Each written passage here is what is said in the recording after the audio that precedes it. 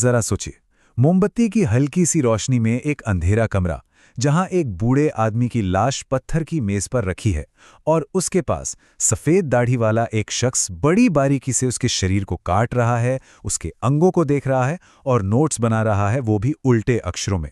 वो शख्स कोई और नहीं, लियोनार्डो दा विंची था और वो पन्ने थे उसकी रहस्यमयी नोटबुक के। तो सवाल ये है, क्या ये पागलपन था या एक ऐसी प्रतिभा जिसे उस वक्त की दुनिया समझ ही नहीं पाई? चलिए, आज हम लियोनार्डो की इसी रहस्यमयी दुनिया में उतरते हैं। कहा जाता है कि लियोनार्डो इतिहास के सबसे अजीब और श्रापित जीनियस थे। इतने बड़े कि उनके सामने न्यूटन और आइंस्टाइन जैसे वैज्ञानिक भी सिर्फ दर्शक लगते हैं। अब ये बहुत बड़ा दावा है, लेकिन आखिर ऐसा कहा क्यों जाता है? वजह यह है कि लियोनार्डो ने जो कुछ देखा, जो समझा और जो लिखा, वो उनके अपने वक्त का था ही नहीं, वो तो आने वाली कई सदियों का सच था। तो सवाल ये है कि आखिर उनकी 13,000 पन्नों की नोटबुक में था क्या? सुनिए, भगवान के डिजाइन का कोड, आत्मा का अस्तित्व शरीर में कहाँ है, खूबसूरती का एक मैथमेटिकल फॉर्मूला, इंसान कैसे उड़ेगा इसका राज, पूरी की पूरी सभ्यताओं को तबाह करने वाले हथियार और मुर्दा शरीरों के हर एक अंग, हर एक नस की डिटेल्ड ड्राइंग्स।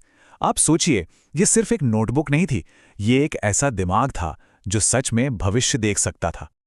तो फिर सबसे बड़ा सवाल, इतना सब कुछ जानने के बाद उन्होंने ये सारा ज्ञान दुनिया से छुपाया क्यों? इसका जो सबसे आम जवाब मिलता है वो है चर्च का डर।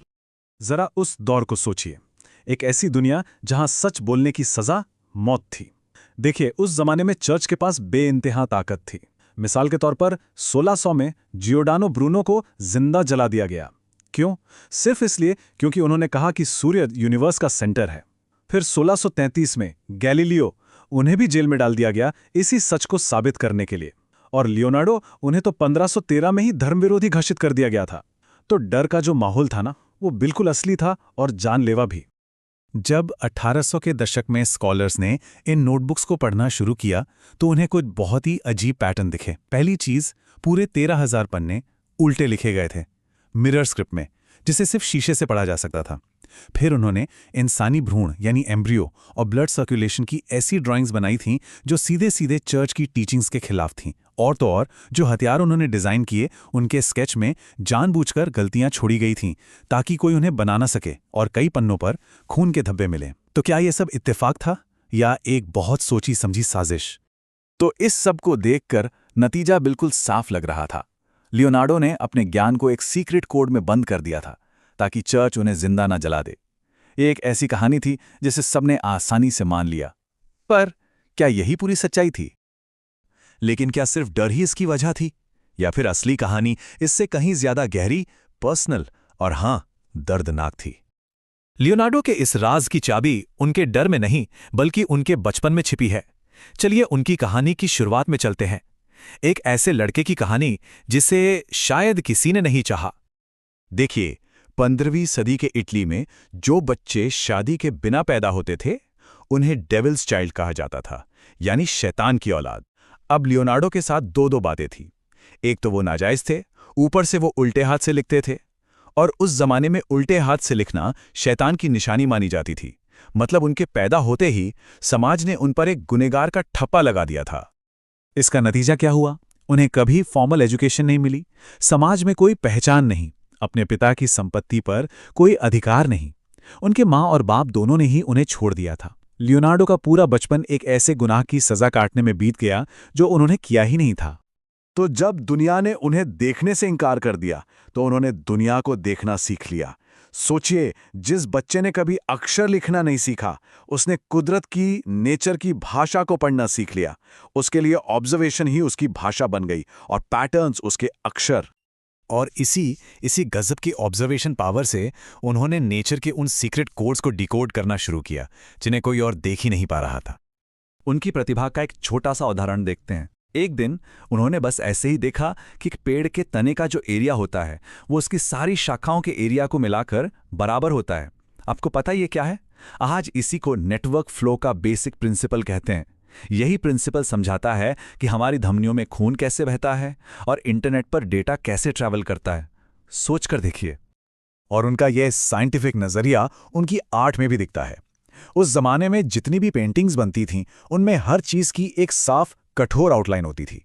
लेकिन लियोनार्डो ने स्फुमाटो नाम की एक टेक्निक ईजाद की, क्योंकि वो समझ गए थे कि असली दुनिया में चीजों के किनारे हार्ड नहीं होते, वो तो रोशनी और छाया में धीरे धीरे घुल जाते हैं। उन्होंने साइंस का इस्तेमाल करके कैनवस पर रियलिटी को जिंदा कर दिया। लेकिन लियोनार्डो की पर्सनैलिटी में एक बहुत गहरा, अजीब सा विरोधाभास था। एक तरफ वो इंसान जो शांति से प्यार करता था, वही दूसरी तरफ तबाही के सबसे खतरनाक हथियार डिजाइन कर रहा था। 1476 में उन पर होमोसेक्सुअलिटी का एक झूठा आरोप लगा, जिसने उनकी दुनिया हिला कर रख दी। हालांकि वो बच तो गए, लेकिन इस हादसे ने उन्हें हमेशा के लिए समाज से अलग थलग कर दिया। अगले 4 साल तक उन्होंने खुद को एक कमरे में बंद कर लिया और अपना पूरा वजूद, अपनी सारी रूह अपनी नोटबुक में उतार दी। और यही वो पल था जहां से उस अजीबो-गरीब दुनिया का जन्म हुआ, जो आज भी हमें हैरान करती है। और यहां हमें लियोनार्डो के 2 चेहरे देखते हैं। एक तरफ एक शांत, वेजिटेरियन इंसान जो जानवरों से इतना प्यार करता था कि मार्केट से पिंजरे में बंद पंछी खरीद कर लाता, सिर्फ उन्हें आजाद करने के लिए। और दूसरी तरफ एक वॉर इंजीनियर जो टैंक्स, मशीन गन्स और मास डिस्ट्रक्शन के हथियार बना रहा था। तो क्या थे वो, एक हीरो या एक विलन? ये सब हमें आखिरी और सबसे जरूरी सवाल पर ले आता है। इतनी सारी उपलब्धियों के बाद आखिर लियोनार्डो खुद अपने काम को, अपनी लेगेसी को कैसे देखते थे? अपने आखिरी वक्त में लियोनार्डो ने कहा, मैंने ईश्वर और मानवता दोनों को निराश किया है, क्योंकि मेरा काम उस क्वालिटी तक नहीं पहुंच पाया जहां उसे पहुंचना चाहिए था। सोचिए, ये कितनी हैरान करने वाली बात है। इतिहास का शायद सबसे बड़ा जीनियस अपने आखिरी लम्हों में खुद को एक फेलियर, एक असफलता मान रहा था। तो आखिरी सवाल यही है, एक ऐसा जीनियस जिसने आने वाला कल देख लिया था, उसे ऐसा क्यों लगा कि वो अपने आज में फेल हो गया? शायद यही एक सच्चे जीनियस की पहचान होती है। वो हमेशा जानता है कि अभी और भी बहुत कुछ है, जो जानना बाकी है, जो करना बाकी है।